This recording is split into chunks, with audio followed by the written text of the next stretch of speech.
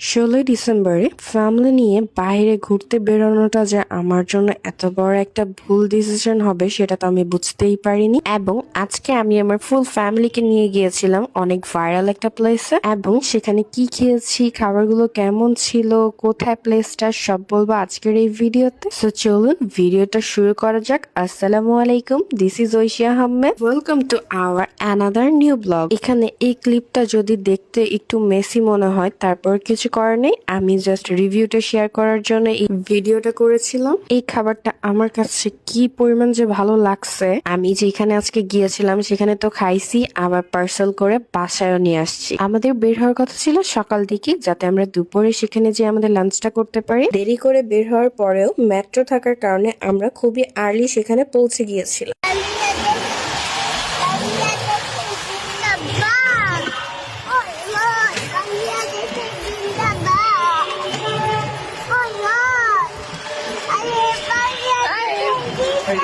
আমার ছেলে ভাষণ দিচ্ছে আর যাচ্ছে বাংলাদেশের জিন্দাবাদ হাতে একটা পতাকা নিয়ে। আমার এবং তায়েফের বাবার এমআরটি পাস ছিল, যার কারণে আমাদের এক্সট্রা কোনো টিকিট কাটা লাগেনি। বাকি মেম্বারদের জন্য আমি এখানে টিকিট কেটে নিচ্ছিলাম উত্তরে যাওয়ার জন্য। সবাই মিলে মেট্রো কার্ড হাতে নিয়ে একটা ছোট্ট ক্লিপ নিয়ে নিচ্ছিলাম। এখানে আমরা প্রথমত ট্রেন আসতে অনেক বেশি লেট করছিল আজকে, এবং এত পরিমাণ রাশ ছিল, আমরা ঢাকা বিশ্ববিদ্যালয় থেকে উত্তর পর্যন্ত নন স্টপ দাঁড়াই গেছি। ছুটির দিনগুলোতে মেট্রোতে এত পরিমাণ ভিড় হয় আমি এই প্রথমবার দেখলাম, কারণ আমি কখনো ছুটির দিনগুলোতে মেট্রোতে ভ্রমণ করিনি। মেট্রোতে উঠার পরে বাইরের ভিউটা এত সুন্দর লাগতেছিল আমার কাছে। আজকে হালকা হালকা রোদ, সাথে অনেক সুন্দর একটা হালকা হালকা শীতের একটা আবহাওয়া।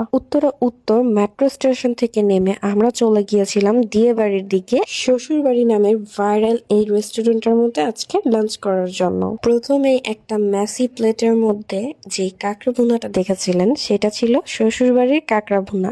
এত বেশি মজাদার ছিল সেটা, আমি রিকমেন্ড করবো আপনারা যাবেন, যে চোখ বন্ধ করে কাঁকড়া ভুনাটা সবার আগে টেস্ট করবেন। লেট করে বের হওয়ার কারণে আমাদের সেখানে পৌঁছাতে প্রায় 4টা বেজে গিয়েছিল। 4টা বেজে যাওয়ায় বাচ্চাদের অনেক বেশি ক্ষুধা লেগে গেছিল, যার কারণে এক্সট্রা করে খাবারের কোনো ক্লিপ নেওয়া হয়নি তখন। আর তাদের সব খাবারই মজা ছিল, বাট আমার কাছে বেস্ট মনে হয়েছে তাদের কাঁকড়া ভুনাটা, যেটা অসম্ভব মজা ছিল। এবং রাজাহাঁস, গরুর কালা ভুনা, কলিজা ভুনা, এগুলো আমরা ট্রাই করেছিলাম ছিট রুটি এবং চাপড়ি ও চালের রুটি দিয়ে। আমরা যেহেতু প্রথমবার গিয়েছিলাম, আমাদের অ্যাড্রেসটা খুঁজে বের করতে অনেক বেশি প্রবলেম হয়ে গেছিল। আপনাদের সুবিধার্থে আমি অ্যাড্রেসটা ডিটেলসে বলে দিচ্ছি।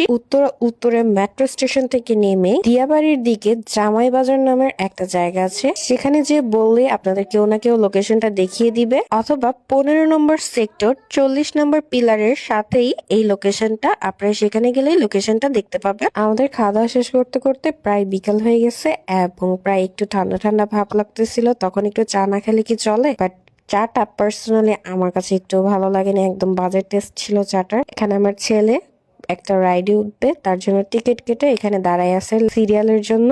এই যে আমার ছোট বোন এবং আমার ভাই রাইডে উঠে খেলা শুরু করে দিছে। আমি তো প্রথমে খুব ভয় পাচ্ছিলাম, এবং যেটা নিয়ে ভয় পাইছি সেটাই হয়েছে। আমার ছেলে ব্যথা পায়, পরে কান্না করতে করতে চলে আসছে সেখান থেকে। আশেপাশে বাচ্চাদের জন্য 2-3টা রাইডসও ছিল। এখন বলি, ছুটির দিনে বাইরে যাওয়াটা কেন ভুল ডিসিশন ছিল।